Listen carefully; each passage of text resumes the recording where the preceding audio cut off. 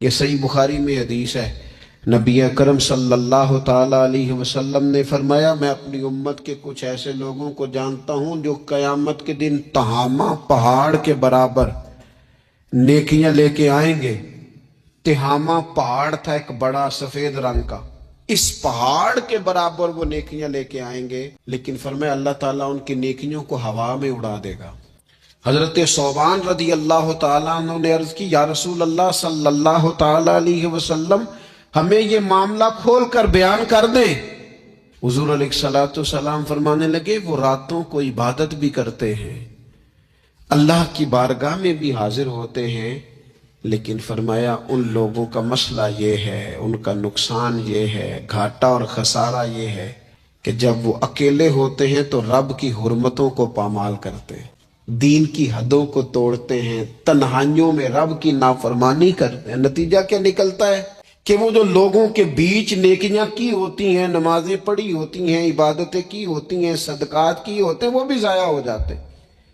اگر یہ لوگ اپنی تنہائی پاک کر لیں تو ان کی باقی ساری عبادتیں بھی محفوظ ہو جائیں گی۔ ذرا کوئی آدمی گمراہ کرتا ہے، ذرا خراب کرتا ہے، اب دیکھیں نا یہ جو بچیوں کو بچے مس گائیڈ کرتے ہیں، انہیں بڑے بڑے خواب دکھاتے ہیں، وہ بیچاری ماں باپ کو چھوڑ کے، بہن بھائی کو چھوڑ کے اس کے ساتھ شادی کرتی ہے، پھر جو اس کا بعد میں حشر ہوتا ہے، آپ ادلیاں نو سردار پہن تکے تے شرما والیاں نو جھوٹے ڈولیاں دے، پھر وہ بیچاری ماں باپ رکھتے نہیں، وہ ظلم کرتا ہے تو کتنی بڑی تکلیف میں وہ بچی آ جاتی، نازک شیشی ہوتی ہے نا تو ٹوٹ جاتی۔ یہی حال اب جدید خواتین اور یہ جو کچھ اینکر پرسن ہیں، یہ اصل میں نا یہ آپ کو سیاست سکھاتے ہیں، لیکن یہ مادر پیدر آزاد لوگ ہیں، بالکل آزاد۔ یہ تو علماء شور نہ کریں، بات نہ کریں، گفتگو نہ کریں، مشائخ بات نہ کریں، اور یہ جو کچھ سنجیدہ اور دینی طبقہ ہے یہ کوئی شور نہ کرے، یہ تو روڈوں پہ ننگے ہو کے آ جائیں معذر۔ خوفناک نظریہ رکھتے ہیں یہ لوگ، عورت کو کہتے ہیں تیرے حقوق ہم تجھے لے کے دیں گے، مثلا وہ کون سا حق ہے جو تم نے لے کے دینا ہے؟ میرے نبی کریم صلی اللہ علیہ وسلم اس کو بیٹی بھی بنایا ہے، اس کو بہن بھی بنایا ہے، اس کو ماں بھی بنایا ہے، اسے بیوی کا عالی شان رتبہ بھی عطا فرمایا ہے، اور چونکہ بیٹی کا بھی حق بڑا بیان کیا جاتا ہے، بہن کا بھی، ماں کا بھی، اور بیوی کے معاملے میں لوگ سمجھتے ہیں کہ زیادہ بات نہیں کرنی چاہیے، شاید مسئلہ خراب ہو جائے، حالانکہ نبی پاک صلی اللہ تعالی علیہ وسلم نے بیوی کے بارے میں پتہ کیا فرمایا؟ فرمایا جب تم نکاح کر لیتے ہو تو اپنا ایمان محفوظ کر لیتے ہو۔ اب میں اس کی شرح نہیں کرتا، اب خود کر لیجئے گا کہ وہ ایک ایسی شخصیت ہوتی ہے کہ جس کی موجودگی میں آپ کا ایمان محفوظ ہے۔ اب میں نہیں سمجھتا کہ اس سے بڑی بات کوئی اور ہو سکتی ہے، جس کی موجودگی میں آپ کا ایمان، اور بھئی یہ حدیث پاک عرض کر رہا ہوں، نکاح جب کوئی کر لے تو اس نے اپنا ایمان مکمل کر لیا، اس کا معنی یہ ہوا کہ آپ کا ایمان محفوظ ہے اس کی موجودگی میں، تو اس سے زیادہ بھی، یعنی ایمان سب سے قیمتی چیز ہے نا، تو اس کے محفوظ ہونے کی وجہ حضور نے نکاح بیان کر دی۔ اب میرا خیال ہے بیوی اگر کوئی اس سے بڑا حقوق مانگے گی تو بیوقوفی کرے گی، اتنا بڑا درجہ نبی کریم نے اسے عطا کر دیا، اتنا بڑا مقام دے دیا کہ تو خامد کے ایمان کے محفوظ ہونے کا ذریعہ بن گئی ہے۔ عورت کو جو حقوق رسول کریم صلی اللہ تعالی علیہ وسلم نے عطا فرمائے، نبی پاک نے جو حقوق دیے، دیکھیں نا حضرت عبداللہ ابن عمر رضی اللہ تعالیٰ عنہ کی اہلیہ بیمار تھی، تو جلدی جلدی سے وہ آئے، تو جب بہت جلدی ہو، سفر بڑا شدید تھا، تو آپ نے جلدی سے نماز ادا کی، جلدی سے چلے۔ آپ کے خادم کہنے لگے حضور خیریت ہے؟ فرمایا میری بیوی بیمار ہے۔ تو اس نے عرض کی حضور آپ کی اہلیہ بیمار ہے، تو آپ نے نماز بھی جلدی سے پڑھی، سفر بھی جلدی جلدی کیا، تو فرمانے لگے یہ وہ چیزیں ہیں جو ہمیں مدینے والے رسول نے سکھائی۔ آپ اس کیفیات کو سمجھیں کہ حضور صلی اللہ علیہ وسلم نے درس دیا۔ اور پھر ایک اور بہت بڑی بات، یہ فضیلت کسی اور کو نہیں دی، جو عورت کو حضور نے فضیلت دی، یہ فضیلت کسی اور کو نہیں دی۔ کبھی حضور نے فرمایا کہ تمہارا ابا تمہارے ساتھ بہت سخت رویہ کرے تو تم نے اس کو اس سختی پر داد دینی ہے؟ فرمایا چلو اگر وہ زیادتی بھی کرے تو تم نے اس کے ساتھ سلوک اچھا ہی کرنا ہے۔ لیکن آپ ایک بات کو سمجھے نا کہ بچے کے بارے میں، بیٹے کے بارے میں، بیٹی کے بارے میں فرمایا 10 سال کے ہو کے نماز نہ پڑھے تو سختی کرو، تمہارا ڈنڈا بھی لٹکنا چاہیے۔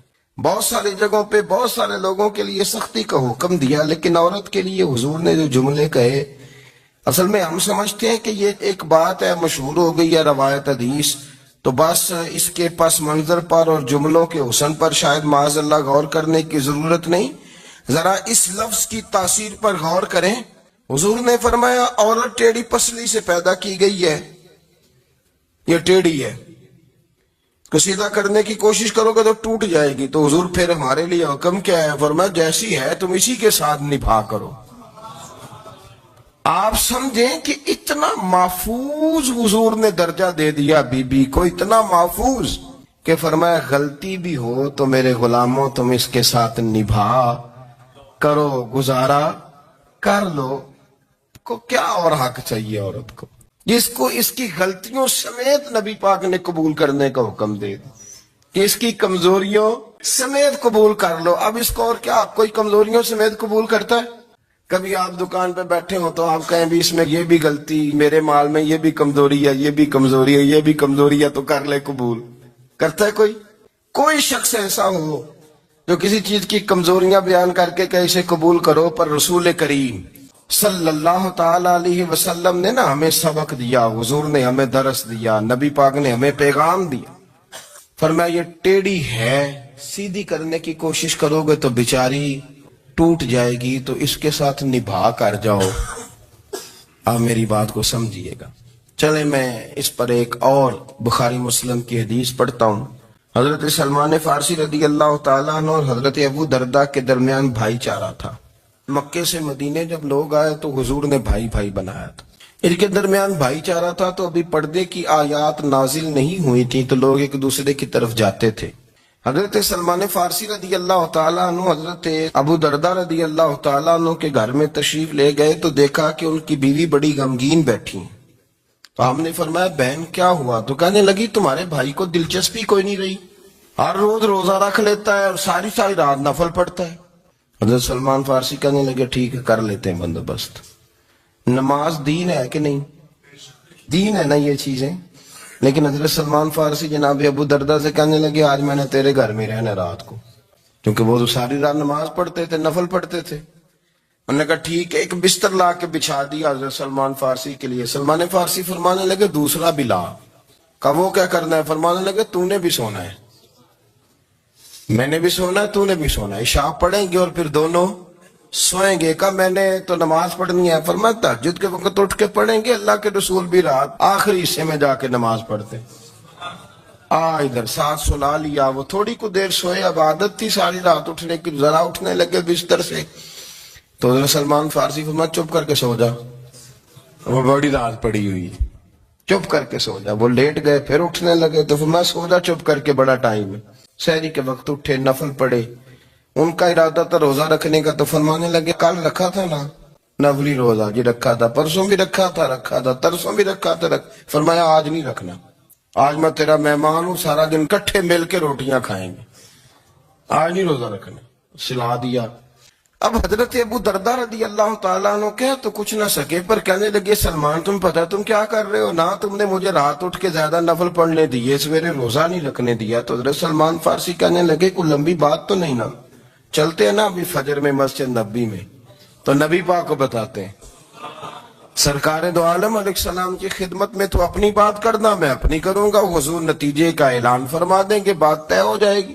حاضر خدمت ہوئے، عرض کی یا رسول اللہ صلی اللہ تعالی علیہ وسلم یہ ساری رات نفل پڑھتے ہیں، ہر روز روزہ رکھتے ہیں، ان کی اہلیہ غمگین بیٹھی ہیں، حکم فرمائے۔ تو نبی پاک صلی اللہ علیہ وسلم نے فرمایا پھر ہوا کیا؟ یا رسول اللہ میں نے رات سنایا ہے، سحری میں اٹھایا ہے، سویرے روزہ نہیں رکھنے دیا۔ نبی پاک نے فرمایا سلمان فارسی نے ٹھیک کیا، سلمان فارسی نے ٹھیک کیا۔ پھر حضور نے فرمایا، نبی کریم نے فرمایا ابو درداء تیرے اوپر اگر اللہ کا حق ہے، اس کے رسول کا حق ہے، دین کا حق ہے، تو فرمایا تیری آنکھ کا بھی تیرے اوپر حق ہے، تیرے وجود کا بھی تیرے اوپر حق ہے۔ یہ حضور نے فرمایا تیرے بچوں کا بھی تیرے اوپر حق ہے، تیری بیوی کا بھی تیرے اوپر حق، اس حق کو بھی سمجھے۔ हुकूकुल्लाह भी हैं, पर तेरी आंख का भी तेरे ऊपर क्या माना कि तेरी आंख सोना चाहती है, तो इसे सुला भी, तेरे वजूद का भी तेरे ऊपर हक, तो तेरा वजूद आराम करना चाहता है तो इसे आराम भी करा। और फिर वहां नबी पाक सल्लल्लाहु अलैहि वसल्लम ने फरमाया मैं तुम सब, सुनना ये लफ्ज हदीस के, हुजूर ने उसी मौके पर फरमाया मैं तुम सबसे ज्यादा अपने रब को जानता हूं और मैं तुम सबसे बढ़कर अपने रब से डरता हूं। हुजूर फरमाने लगे मैं रोजा भी रखता हूं, इफ्तार भी करता हूं, यानी कभी रखता हूं और कभी नहीं रखता। फरमाया मैं नफल भी पढ़ता हूं और अपनी बीवियों को वक्त भी देता हूं। सरकार मस्जिद में भी आते थे, नवासों के साथ खेला भी करते, उनके साथ प्यार भी करते। तो इतने बड़े हुकूक हुजूर ने बयान फरमाए औरतों के कि तुम्हारी बीवी का भी तुम्हारे ऊपर। लो एक हदीस बुखारी की और यहाँ बयान कर देता हूँ। एक शख्स ने आके अर्ज की या रसूल अल्लाह सल्लल्लाहु तआला अलैहि वसल्लम, जिहाद के लिए तैयारी हो गई है, सफ़ें बन रही हैं, मुजाहिदीन की तैयारी है, तो मेरा भी नाम लिख दिया गया है मुजाहिदों की लिस्ट में, लेकिन या रसूल अल्लाह सल्लल्लाहु तआला अलैहि वसल्लम मेरी बीवी ने हज की तैयारी कर ली है और मेरे दोस्तों ने, सहाबा ने मेरा नाम मुजाहिदीन की लिस्ट में लिख दिया, तो मेरे लिए क्या हुक्म है? ये बुखारी मुस्लिम है। तो नबी पाक सल्लल्लाहु तआला अलैहि वसल्लम ने फरमाया जिहाद पे कोई और चला जाएगा तो बीवी के साथ हज करने जा, उसे महरम की जरूरत है, वो तेरे बगैर कैसे जाएगी? मुजाहिदीन को तो और मुजाहिद मिल जाएगा, पर तू तो अपनी बीवी के साथ जाना। तो नबी पाक सल्लल्लाहु अलैहि वसल्लम ने मर्द को मुहाफिज बनाया है, औरत को मर्द का कैदी नहीं बनाया, बल्कि औरत को हिफाजत अता की और मर्द को उसका मुहाफिज बनाया। अब बच्चियां आजाद होना चाहती हैं, और आजादी भी वो वाली के जो बुनियादी तौर पर आजादी नहीं, फाशी है। मैंने बहुत पहले कहा है कि इस्लाम बेटियों को कीमती समझता है। जिस बंदे के पास 20 तोले सोना हो वो चौक में लेके नहीं आता, वो कीमती चीज है, उसने छुपा के रखी होती है। तो जो नबी पाक सल्लल्लाहु अलैहि वसल्लम का कलमा पढ़ने वाले बीबियां, इस्लाम उन्हें कीमती समझता है, कहता है कि तुम कीमती हो लिहाजा घर के अंदर रहो, तुम बाहर ना हो। लेकिन औरतें हैं कि उनको बिला वजह लोग खराब कर देते हैं और बिला वजह वो इस मुगालते का शिकार हो जाती हैं। अब आगे बढ़ते हैं। कुरान मजीद ने सूरह नूर की आयत नंबर 30 में कहा कि कुल लिल मुमिनीना यगुद्दु मिन अबसारिहिम, फरमाया कि ए महबूब अलैहिस्सलाम मोमिन मर्दों से कह दो कि अपनी नजरें झुका के रखें, अपनी नजरें। और अगली आयत में फरमाया वकुल लिल मुमिनाती यगुद्दुन मिन अबसारिहिन्ना, फरमाया कि ए महबूब मोमिन औरतों से भी कह दो कि अपनी नजरें झुका। मर्द भी अपनी नजर झुका के रखेगा औरत की तरफ, लेकिन ये सारी पाबंदी सिर्फ मर्द पर नहीं, औरत भी गैर महरम का चेहरा नहीं देखेगी, उस पर भी उसी तरह नजर झुकाने का हुक्म है जिस तरह के वो हर दुकानदार को भाईजान कह के गुफ्तगू करने की उसको भी इजाजत नहीं है कि वो भी वो समझे कि पाबंदी तो मर्द ने करनी थी, मैंने थोड़ी करनी थी। वो जिसके पास जाए, जहां भी जाए, डॉक्टर के पास जाए, बाहर जाए, तो वो जिस तरह मर्जी उसका दिल चाहे वो बातचीत करे, इसकी औरत को भी इजाजत इस्लाम नहीं देता। बुनियादी तौर पे इस्लाम शर्म व हया का दीन है, हया की बात करता है। हया की जब हम तारीफ करते हैं तो हया की तारीफ ये है कि कोई कभी चीज देख के ना तो आपकी तबीयत में कराहत महसूस हो, आप कोई गलत जुमला मुंह से निकालते हुए जरा झिझकें, आप कोई गलत बात करते हुए थोड़ा बोझ महसूस करें। हमारे यहाँ तेजी से फरोग पाया है बेहयाई में। संगियों की महफिलें, यारों की महफिलें, उसमें गलीज गुफ्तगू होती है। इल्ला माशा, इन दोस्तों को बड़ी पाक साफ गुफ्तगू करनी चाहिए। दोस्ती का रिश्ता बड़ा मुकद्दस रिश्ता है। जो यहाँ एक दूसरे से प्यार करेंगे जन्नत में भी इकट्ठे दाखिल किए जाएंगे। शर्त यह है कि प्यार अल्लाह रसूल की रिजा के लिए हो, लेकिन उसके अंदर अगर आपकी गुफ्तगू कच्ची हो, कमजोर हो, फाशी वाली हो, उरियानी वाली हो, वो हमारे यहाँ तो अब इसको लोग फैशन समझते हैं, इसको मर्दानगी की अलामत समझते हैं कि वो जी सारी बातें जी वहां हो गई और जिसका जो जी चाहा उसने कहा। आप जब हया के दायरे में होते हैं तो आप खुद भी सुकून महसूस करते हैं। देखे ना, आपको नींद सुकून से कहाँ आती है? जहां कमरा बंद हो, चारों जानब दीवार है, ऊपर छत है, खाली दरवाजा भी खुला हुआ हो ना, तो जब बंदा सुकून लेना चाहता है तो कहता है यार जरा दरवाजा जरा बंद कर दो। وہ اچھی طرح اپنے آپ کو چھپا لیتا ہے نا حیا کے پردے میں، تو اللہ اسے سکون عطا کرتا ہے.